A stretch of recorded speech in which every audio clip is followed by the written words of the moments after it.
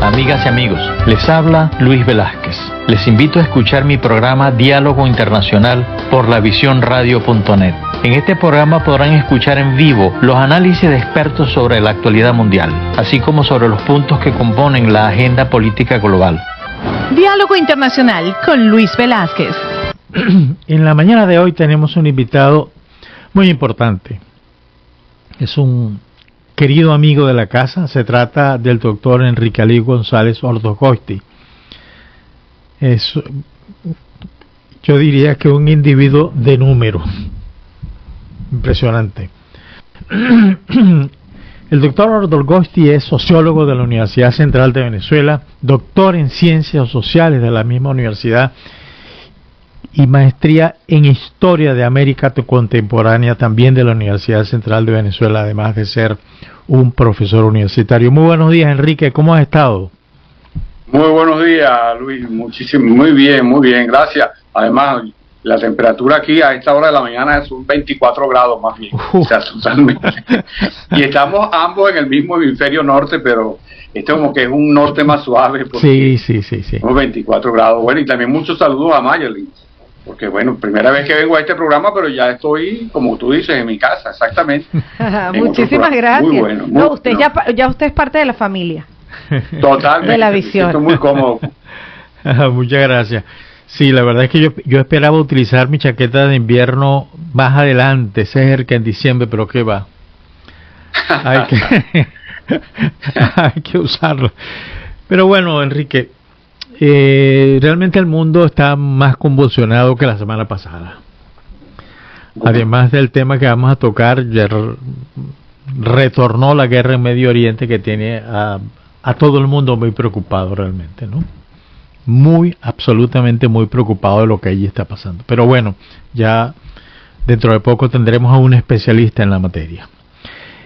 En la mañana de hoy vamos a hablar sobre Latinoamérica y Europa en tiempos de Bukele. Me gustaría, Enrique, que habláramos en este primer segmento sobre el tema Bukele, ese fenómeno que se ha ido desarrollando en América Latina y que además el 90%, parece mentira, según Latino Barómetro, el 90% de los latinoamericanos apoyan a ese modelo. Uno puede estar de acuerdo o no, pero eso es un signo de descontento muy grande en toda América Latina. Es decir, la democracia tal como la hemos conocido en este tiempo no ha dado resultado y se necesitaba, yo tengo mis observaciones, una mano fuerte que es la que está dando. Y en el segundo segmento me gustaría que habláramos de cómo ha tenido su impacto en Europa. Ya vemos lo que está sucediendo en Inglaterra, en Suecia, recientemente que intercambiamos un video y entonces, ¿qué está pasando con todo esto? El señor Bukele realmente, yo no sé si ha sido el único, pero que yo recuerdo ha sido uno de los pocos presidentes que ha ido cumpliendo o que cumplió con una promesa que hizo durante su campaña electoral que lo llevó a la presidencia. Por supuesto, violó muchas reglas, entre otras, subyugó el Congreso de Salvador y se erigió como realmente como el gran líder de ese país y del resto de América Latina, al tanto que desde Salvador hacia abajo todo el mundo ve a Bukele lo que está haciendo y la satisfacción de la sociedad que al fin y al cabo un gobierno tiene ese deber de completar el estado de bienestar. Más allá de que empezó con algo muy importante que fue combatir a las maras, que tenía realmente sojuzgada la población, que no podía salir a la calle, que no podía emprender, y ahora están libres, porque todos los metió presos. Pero eso, por supuesto, tiene sus efectos colaterales desde el punto de vista político. Es difícil, en primer lugar, delicado sojuzgar a un Congreso, que los congresistas sean de izquierda, de derecha o de lo que sea, son al fin y al cabo también electos y además son los que en teoría son los representantes del pueblo. Pero me gustaría saber, en primer lugar, ¿qué piensas tú de esto que está pasando? ¿Y cómo ves eso si lo llevamos a América Latina de hoy, que tiene tantos problemas? Bueno, Luis, hay una gran virtud que le reconozco tanto a ti como a Eduardo, es que plantean unas preguntas, plantean unas interrogantes, pero que abren muchas discusiones y a mí particularmente me estimulan a pensar un conjunto de cosas. Yo quisiera, bueno, como siempre tengo anotadas algunas ideas, pero primero quiero decir algo relacionado con los sucesos actuales que acabas de nombrar y que además tienen que ver con Bukele. Luego retomo el hilo original. Claro, cómo no. Comienzo con lo que afirma Bukele, se le atribuyen a él, de ascendencia palestina, quien dice que Hamas es un organismo terrorista que no defiende la causa palestina y que debe desaparecer.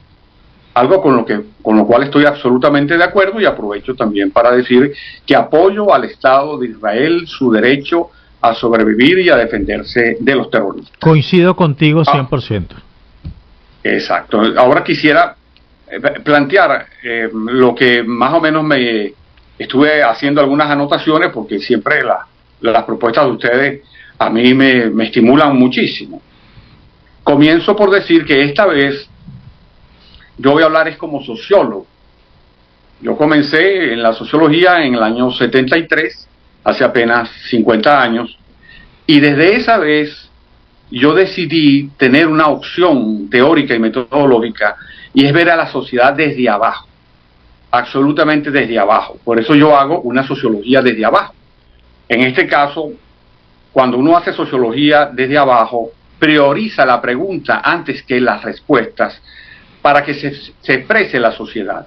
Entonces, por ejemplo, yo debo decir que tu propuesta de conversación, como siempre, es muy sugerente, pues están presentes las siguientes dimensiones de esta realidad hipercompleja. Porque para analizar al presidente Bukele, el analizar a Bukele implica, en esta época de globalización, tener en cuenta geográficamente El Salvador, Iberoamérica y el mundo, porque lo plantea como Europa, pero también evidente que tiene que ver con el mundo, y además es un programa como este especializado en política internacional. Pero hay un segundo punto que también se vincula mucho a la acción de Bukele, es que nosotros debemos tener en cuenta a las empresas multinacionales del crimen, por ejemplo, el narcotráfico, la narcoguerrilla, la trata de blancas, el tráfico de niños, el tráfico de órganos, el tráfico de armas, el tráfico de oro y el tráfico de metales raros, para decir algunos, que están alrededor de todo este proceso, porque estamos viviendo en globalización y esto se vincula a una empresa multinacional del delito como son las maras. O sea, que participan algunas, en otras no, pero debemos tener desde el punto de vista sociológico la visión de algo que está detrás de estos sucesos y que son los que los impulsan a nivel tanto de El Salvador como de América Latina, como de Europa y como del mundo. Entonces, tener en cuenta, además, que estas empresas multinacionales del crimen actúan en redes de solidaridad mutua, incluso de uso de la maquila de uno por parte de otro. Por ejemplo, en el caso de las maras salvadoreñas, que están al servicio de algunos carteles mexicanos. Eso es un trabajo de maquila, si lo vemos desde el punto de vista económico. Y hay muchísimas cosas en las cuales se relacionan de estas distintas empresas multinacionales del crimen. En algunos casos incluso conforman holdings, conglomerados de empresas multinacionales del crimen. Estas empresas multinacionales del crimen tienen tanto poder que a veces superan el Producto Interno Bruto de algunos países. Incluso ya hoy se acepta en la sociología o sea, en la sociología de la globalización, que estas empresas multinacionales del crimen constituyen otro Estado dentro de los Estados. Es decir, el Estado de las empresas multinacionales del crimen tiene la suficiente fuerza económica, política y militar como para imponerse en distintas áreas. Incluso cuando llega a sus grados extremos, se crean los llamados estados forajidos. Pero ya no solamente son los únicos que reciben esta influencia, sino hoy se observa que influyen incluso en países con estados más fuertes.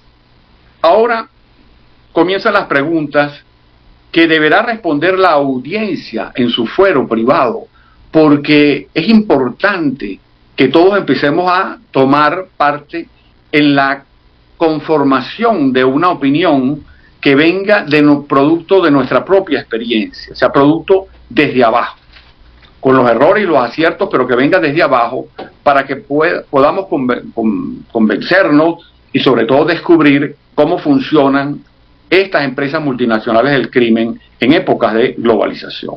Por ejemplo, si nosotros hacemos una pregunta, ¿existe alguna relación entre estas empresas multinacionales del crimen y las élites mundiales, económicas, políticas, comunicacionales y culturales? Hay 4 posibles respuestas si estuviésemos haciendo una encuesta. La primera, no existe ninguna relación. La segunda, existe alguna relación. Y la tercera, existe bastante relación. Y la cuarta, existe total relación. Son una sola cosa. Son 4 preguntas, son 4 respuestas. Cada quien las responde de acuerdo a su experiencia y a su vivencia. Pienso que es posible, para conversar, descartar de entrada la primera y la cuarta, porque decir que no existe ninguna relación o decir que son una misma cosa serán como extremos para una parte importante de la opinión pública, o quizás muchísima parte.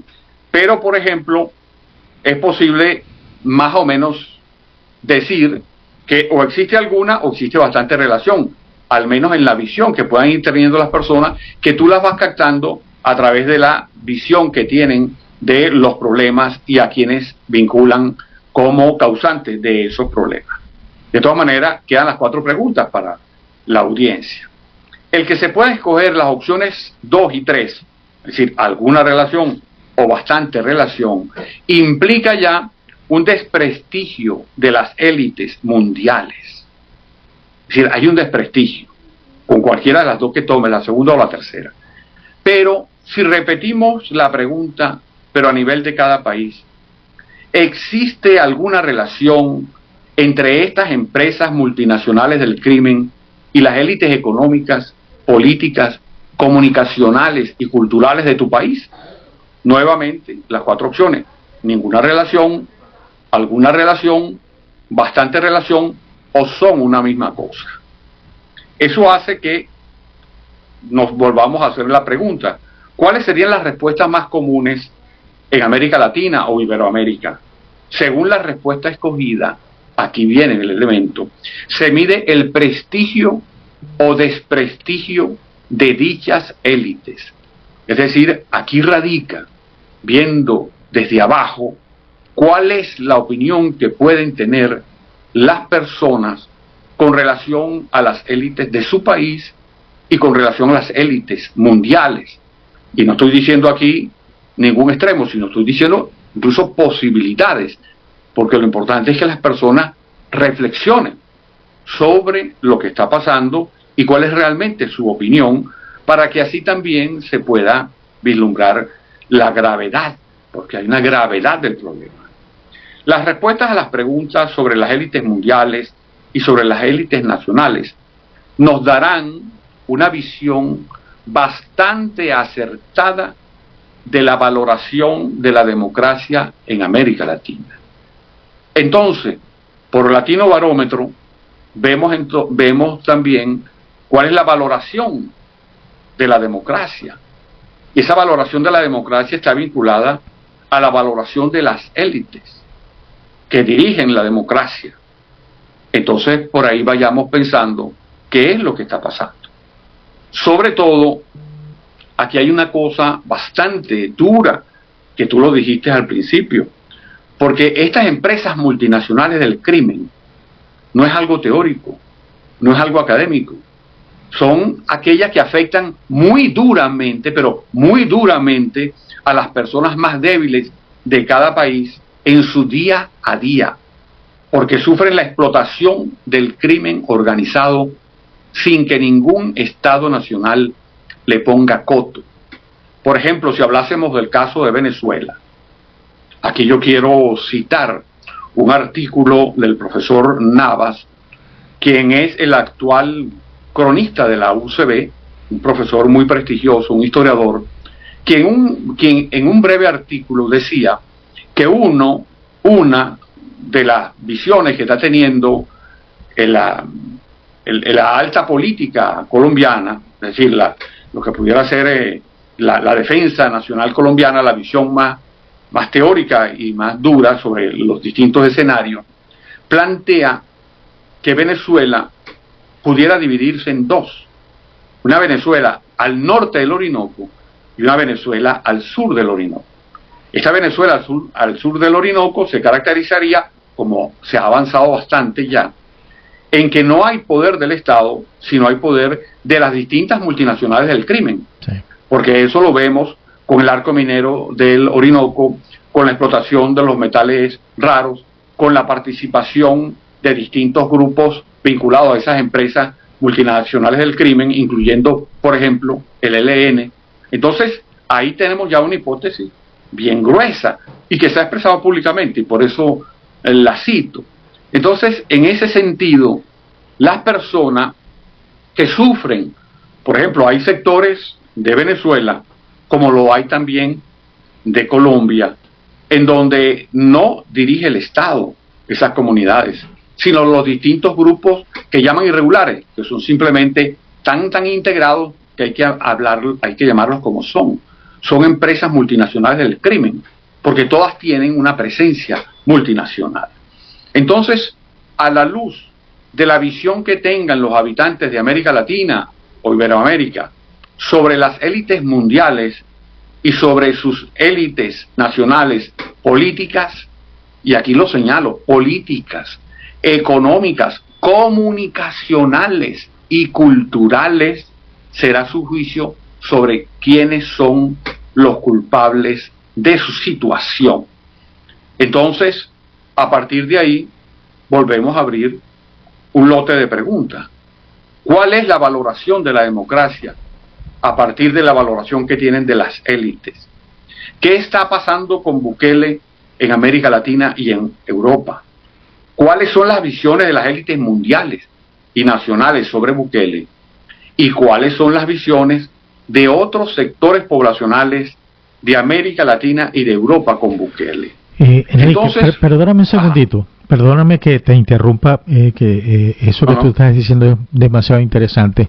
Yo muchas veces, Enrique, me he preguntado, es que lo que está sucediendo con la democracia en América Latina es que ya la democracia pasó, se fue, y hay que crear otro sistema que sí responda verdaderamente a los intereses del pueblo.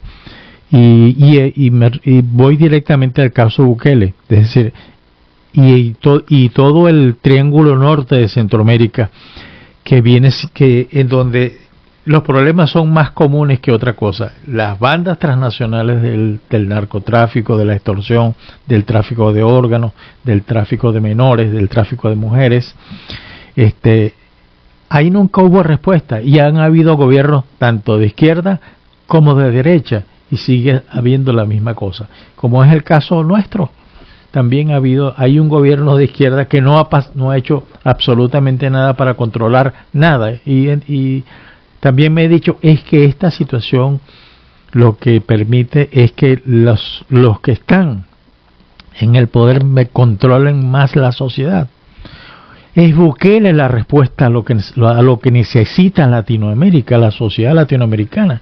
Yo conozco un poco Centroamérica por mi profesión, y vi con mis propios ojos cómo Miles de personas trabajan, en el caso de El Salvador y Guatemala y Honduras, trabajan pero no por un sueldo, cosa que el corazón se me partió. Trabajan simplemente por las 3 comidas al día. Llegan en la mañana y desayunan y guardan un poquito de esa comida. Llega la hora de almuerzo, almuerzan y guardan otro poco de comida. Llega la cena antes de irse a su casa y guardan otro poco de comida. Eso que guardaron en los tres momentos de la comida de un ser humano, se lo llevan a la casa para que su familia pueda comer algo. Ahora, eso por un lado, pero por el otro lado había un tema, una presión muy grande que eran las mafias. Y este señor dio respuesta, y razón por la cual la gente está pidiendo un gobierno autoritario que ponga orden, que dé respuesta. Yo particularmente soy de los que piensan que el señor Bukele puso orden, pero no va a poder avanzar más. Tiene que ir a otra etapa. Y sin recursos, tú lo sabes muy bien, no se puede llegar a ninguna parte. Es duro esa descripción que hace de Centroamérica, y muy triste. Y creo que nos lleva a la obligación de seguir analizando lo siguiente. Incluso el término autoritario.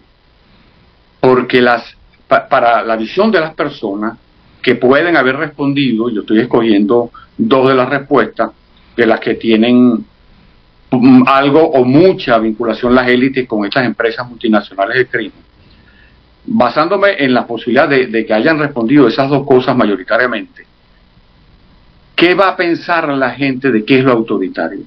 Lo autoritario para esas personas que responden así a esta encuesta es la vinculación de las empresas multinacionales del crimen con las élites económicas, políticas, culturales y comunicacionales que les dan la coartada para que ellos dirijan el país. Entonces, para esas personas de abajo, lo autoritario es que ellos pasen hambre, lo autoritario es que ellos le impongan una alcabala a cada momento a esos grupos irregulares. Lo autoritario es que no puedan tener un trabajo fijo y decente.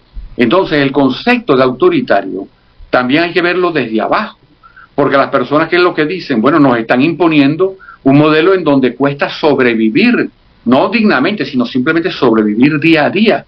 Entonces, ¿qué es lo que ven? Que esas élites asociadas a las empresas multinacionales del crimen son las autoritarias. Entonces, el autoritarismo es distinto, visto desde arriba. Sí. E incluso tiene 3 visiones. Visto desde arriba, desde las élites, visto desde abajo y visto desde lo teórico. Yo, por ejemplo, yo soy demócrata. Me considero demócrata y además me gusta la democracia. Por eso es que no me importa si la gente es de derecha o de izquierda. Incluso, más bien, la gente de izquierda se ha caracterizado por querer destruir la democracia voluntariamente, o sea, ese es su plan. Pero no me importa si es de derecha o de izquierda. Lo que más me interesa es la democracia, pero la democracia puede convertirse simplemente en un modelo teórico si no tomamos en cuenta las 2 visiones. Las visiones de las élites y las comparamos con las visiones de los de abajo, que no tienen forma a veces de expresarla cuerdamente o expresarla coherentemente, pero sí de pronto pueden captarse con las encuestas, con cierto tipo de encuestas que profundicen.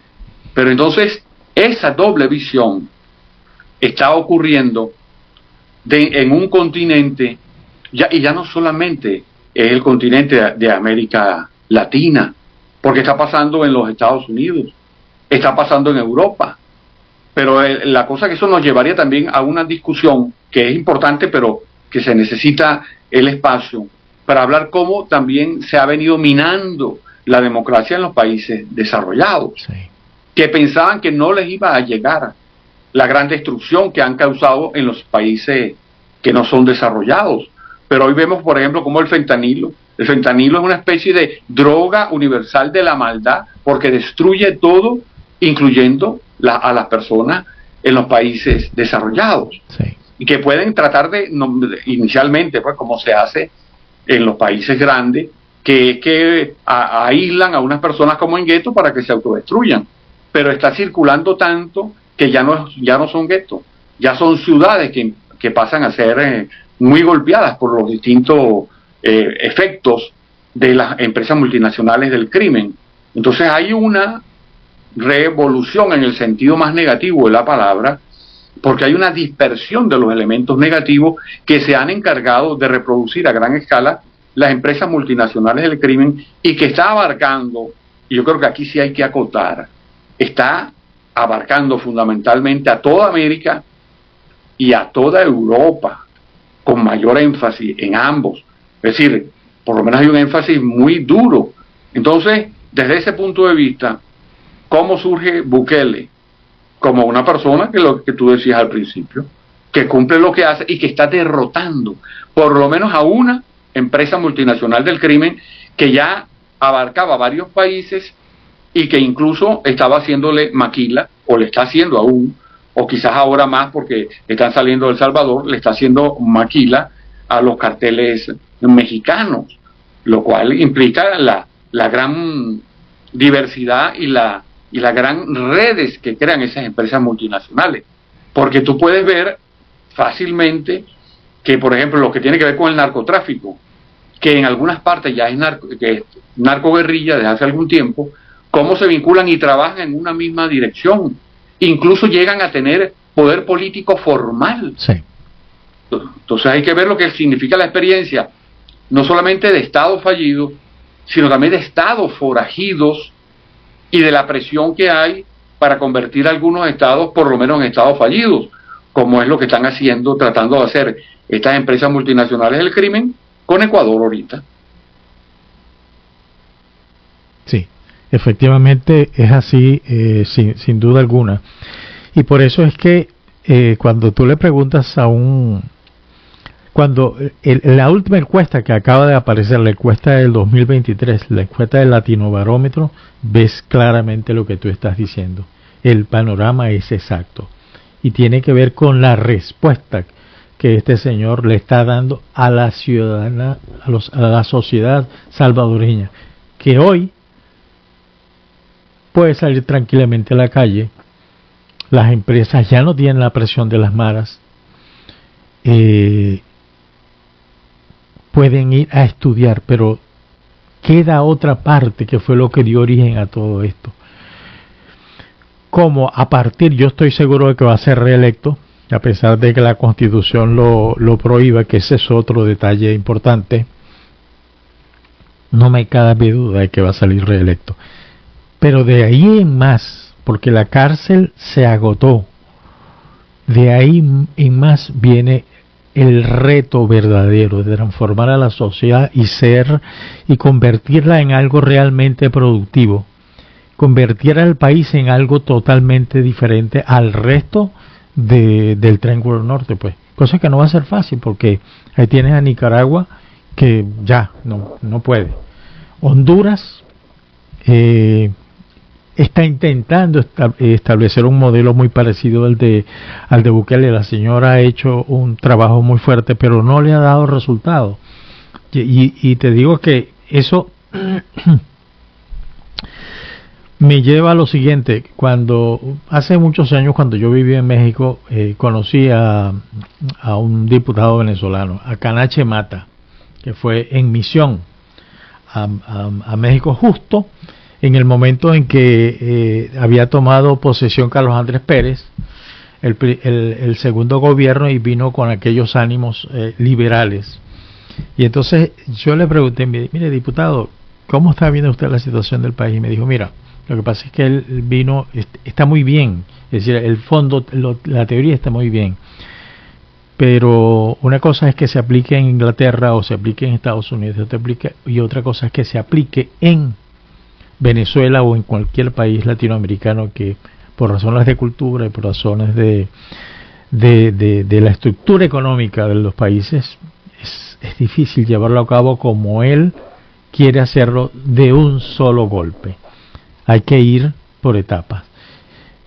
Y lo que está haciendo de la señora, la presidenta de Honduras, que en este momento no recuerdo su nombre, lo está haciendo como pensaba el doctor Canachemata, que había que hacerlo por etapas, y intentó hacerlo por etapas aplicando el mismo modelo y no le dio resultado, todo lo contrario, una reacción negativa de la sociedad, porque en todo caso no veían ningún avance, no veían todo eso. Pero bueno, me gustaría que continuáramos esta conversación vamos a una pausa y ya regresamos, Enrique. Estamos conversando con el doctor Enrique González Ordogoiti acerca de Latinoamérica y Europa en tiempos de Bukele.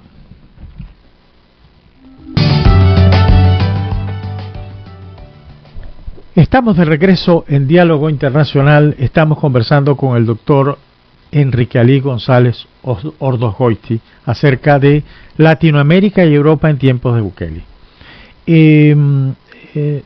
Enrique, antes de ir al corte te hice unos comentarios porque yo vengo escribiendo sobre el tema de la democracia porque me preocupa el camino. Veo que no hay respuestas. Y la única respuesta que se ha dado en Latinoamérica en los últimos años la ha dado Bukele y más nada. Es decir, no es que yo lo apoye, pero es que se ve además que la gente está tranquila. La comunidad salvadoreña que está afuera hoy está contenta. Es decir, ¿qué más se puede dar, no? Entonces, y en el caso particular nuestro es sumamente grave porque una vez tuvimos democracia y ya no la tenemos. Y en el caso del resto de América Latina, si tú te pones a ver, uno puede decir con absolutamente confianza de que desde el Río Grande hasta Tierra del Fuego ahí no se practica la democracia como debe ser. Claro. Bueno, aquí también había preguntado y creo que tiene que ver con las cosas, hasta qué punto puede este modelo de Bukele resistir. Así es. Entonces debemos ver cuáles son los enemigos de Bukele. Creo que se pueden colocar de acuerdo a su importancia. El primer enemigo inmediato son las empresas multinacionales del crimen, porque le están atacando a una de sus empresas, que son las maras. Y a ellos les interesa que esté libre porque de esa forma fluiría mejor el capital ilegal a través de El Salvador. Y ellos estarían, digamos, siguiendo explotando su plaza.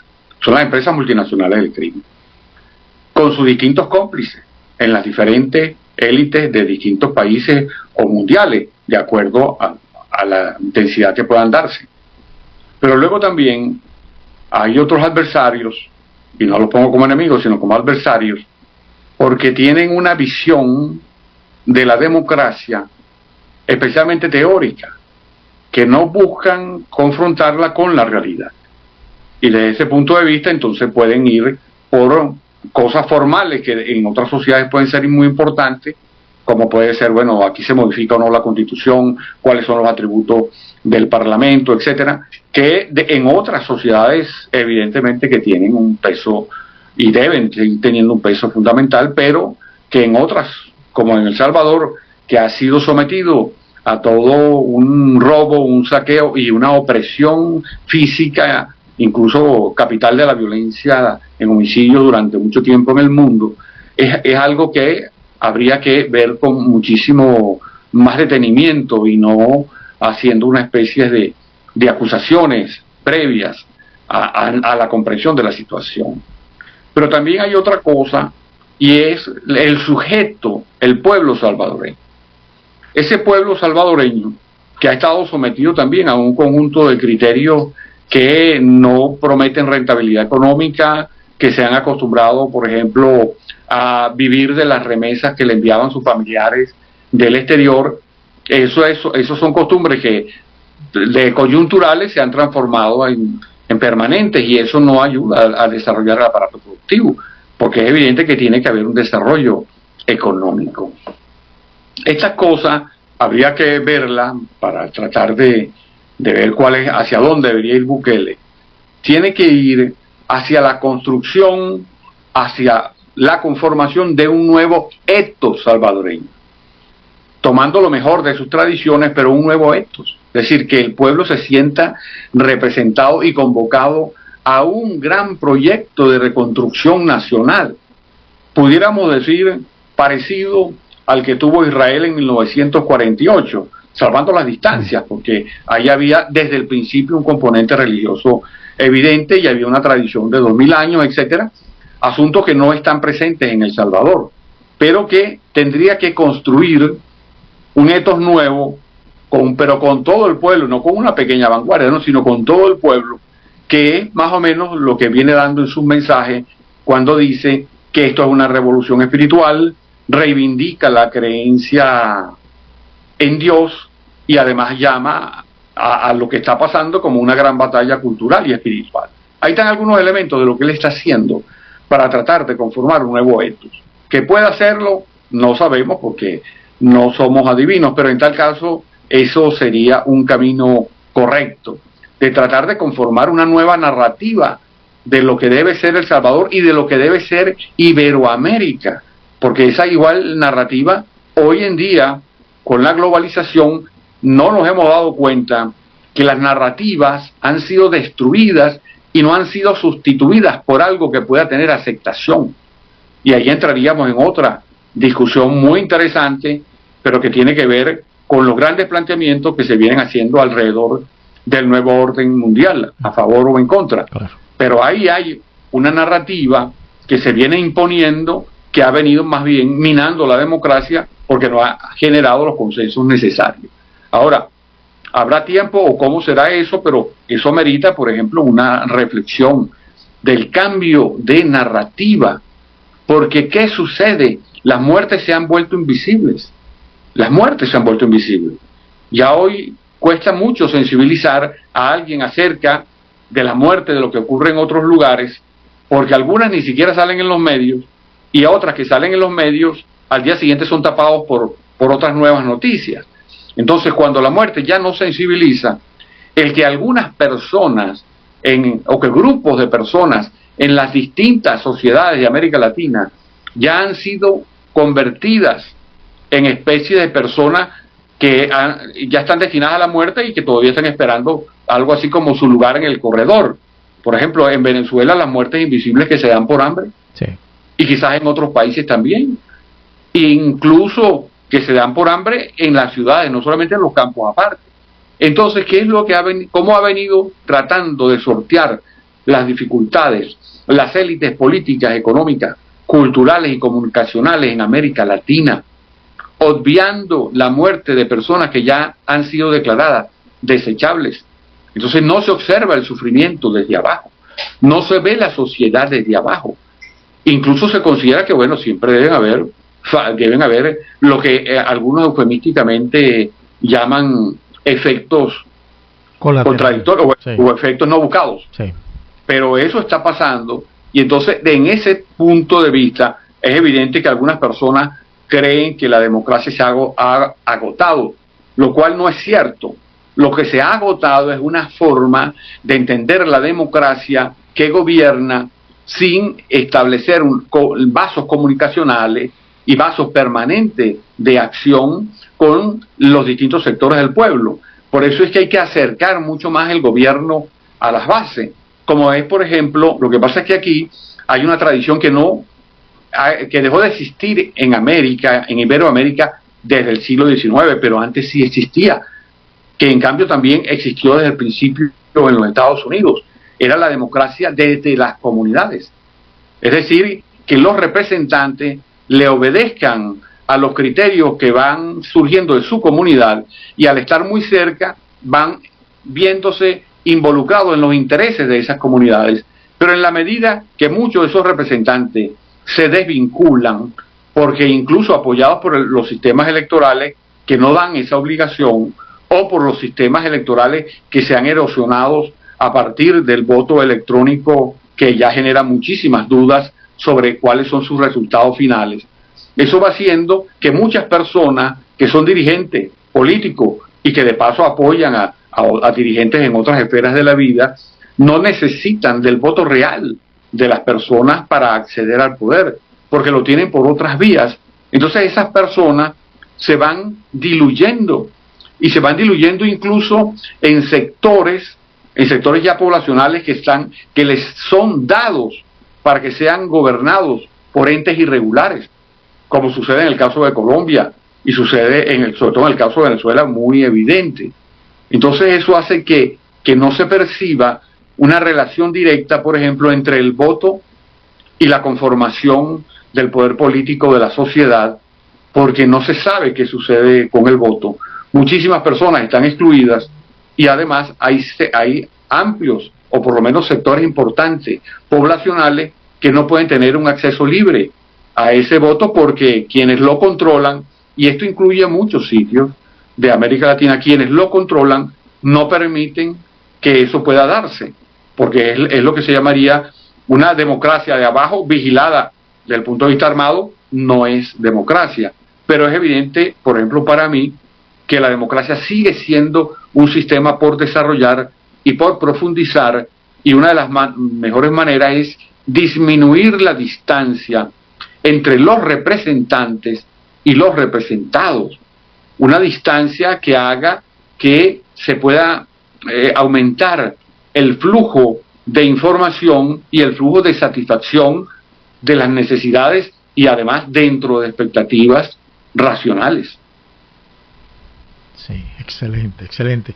Pero me gustaría que habláramos de dos episodios que vimos. El primero, Suecia. Suecia es un país que lo conocía como país pacífico, muy grato para vivir, pero con el pasar del tiempo, con el aumento de las migraciones que vienen desde África y de América Latina, aquello se ha convertido aparentemente en algo invivible. Y el gobierno ha decidido asumir la gran responsabilidad de combatir, de desencadenar toda una batalla en contra de las mafias que se han ido formando, que tienen a los suecos realmente preocupados, y realmente, así como los salvadoreños metidos en sus casas, los suecos un poco así después de haber tenido una vida normal. Pero también vemos la reacción en Inglaterra, que los ingleses hayan tomado, que el Parlamento haya tomado la decisión de construir una cárcel en el mar para encerrar ahí a todos aquellos pandilleros o malvivientes, me imagino que terroristas, y encerrarlos y alejarlos y tenerlos fuera del contacto de la sociedad inglesa. Y entonces ahí surgen una cantidad de preguntas. Por ejemplo, ¿qué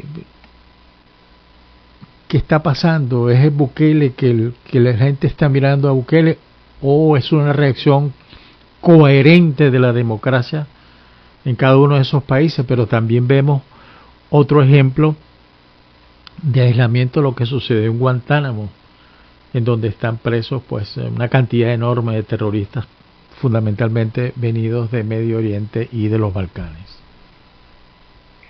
Bueno, yo creo que se puede hablar de una buquelización, porque es el modelo Bukele y que se está exportando, y es un modelo bueno para exportar. Pero aquí yo quiero comenzar con una frase que, aunque no la puedo explicar por completo, pero es una frase que condensa lo que ha sucedido en Europa con la migración. Yo creo que en la medida que pasa el tiempo, la visión que se va a tener de Angela Merkel va a ser la Chamberlain del siglo XXI, con lo que eso significa para los conocedores de la historia de la Segunda Guerra Mundial.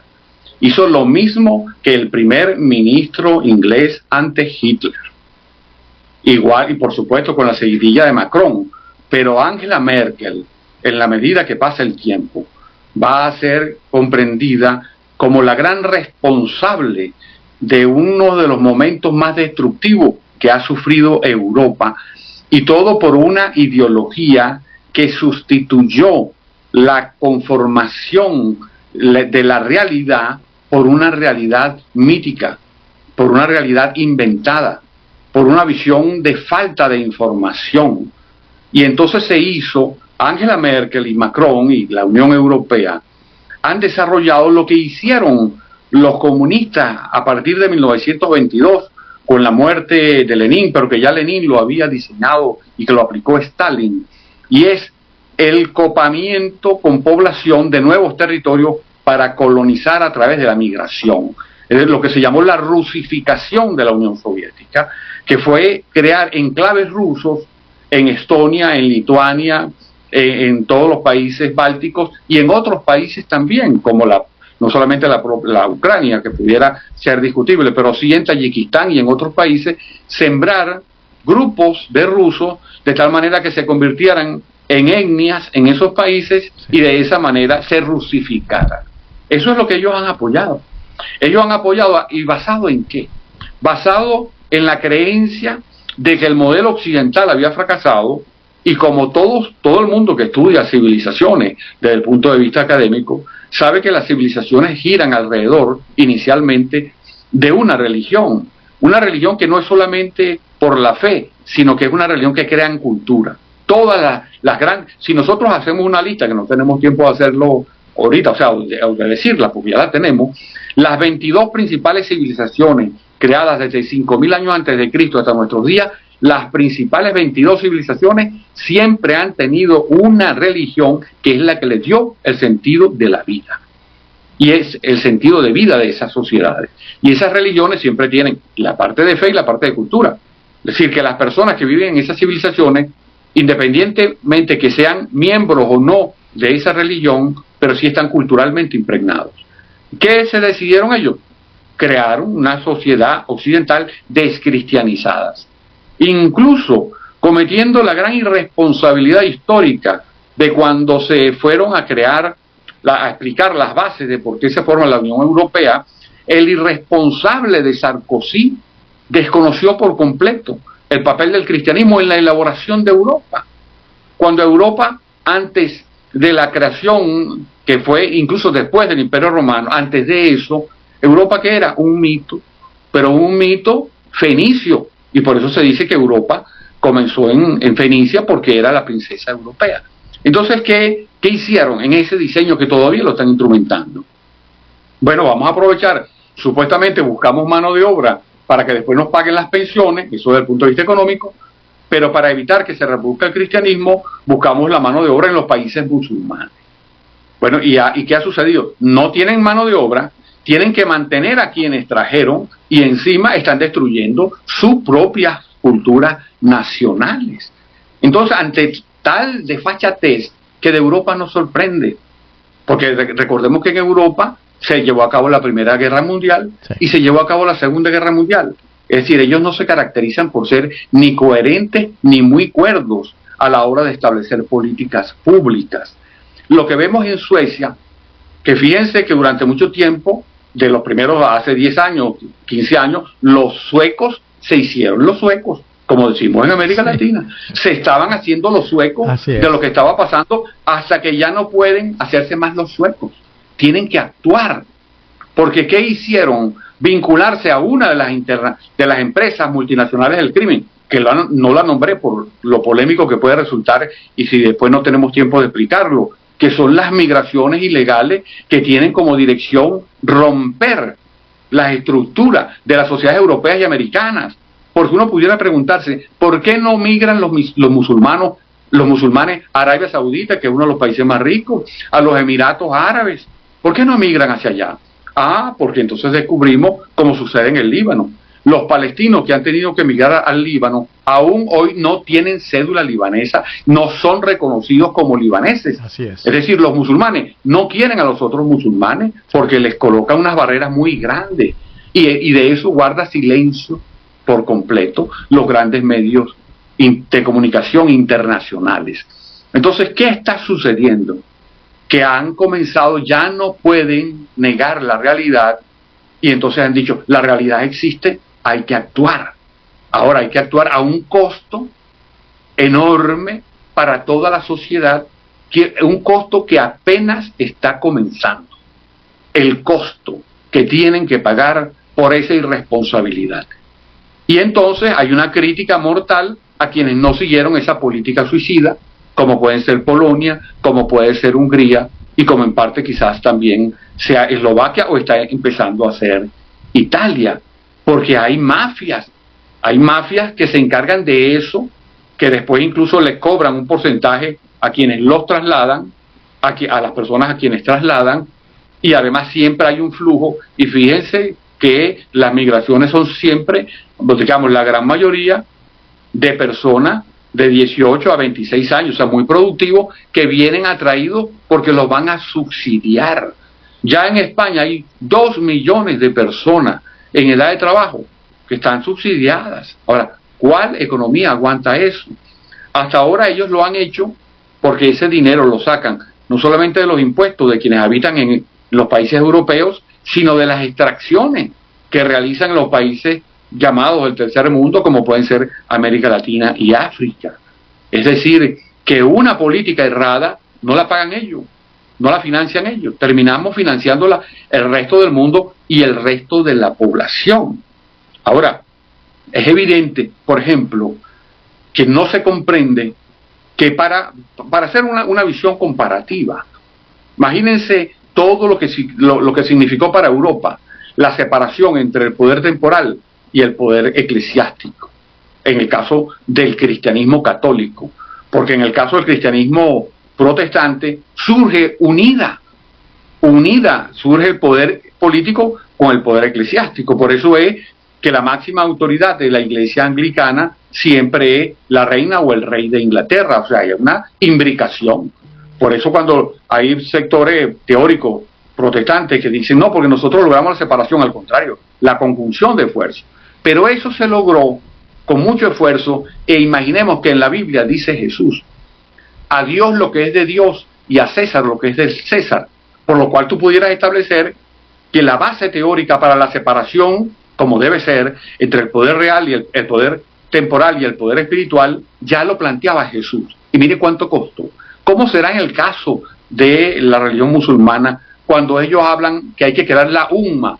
Y la umma es una comunidad total dirigida por el poder religioso. Ahí es imposible teóricamente plantearse una separación entre poder político y poder religioso. Eso no puede ocurrir. Eso es imposible porque el Corán lo prohíbe. Y entonces tú has venido trayendo migración que en la medida que se instala en las ciudades va creando guetos, va creando controles de poblaciones en donde impone la Sharia, impone la ley musulmana por encima de la ley nacional, creando bolsones que son autónomos del Estado. Está creando como estados, mini estados paralelos, pero además mini estados paralelos financiados por el gran Estado, que es el que lo sigue financiando, dándole las cuotas mensuales de subsidio. Entonces, bueno, es algo que por fin los suecos dejaron de hacerse los suecos. Los suecos, así es. Oye, esto como siempre una clase magistral de tu parte, Enrique. Lamentablemente el tiempo se nos terminó, pero me gustaría que siguiéramos conversando porque, estos temas tienen mucha tela que cortar, pero a mí me gustaría hablar contigo sobre la democracia. Bueno, eso incluso pudiera ser, porque asumo completamente tus invitaciones, porque además las invitaciones tuyas y de Eduardo a mí me motivan muchísimo, porque da la oportunidad de una discusión de altura de temas tan complejos, pudiera ser la democracia y la pérdida de consenso a nivel mundial. Eso, así, cómo no, así lo vamos a hacer, no te preocupes. Te agradezco mucho que me hayas dedicado esta hora, este tiempo, y bueno, y agradezco a la audiencia que nos haya escuchado. Han habido algunos comentarios, pero bueno, ya te los haré llegar. Un fuerte abrazo, mi querido amigo, y mil gracias de nuevo, mil gracias a la audiencia, y mil gracias, Mayerlin, por haber estado con nosotros apoyándonos desde la cabina de sonido. Un fuerte abrazo, Enrique. Igualmente, y muchísimas gracias por invitarme. Y para mí es un honor estar en los programas de ustedes. Sí, y acuérdate, la democracia, vamos a hablar de la democracia. Perfecto.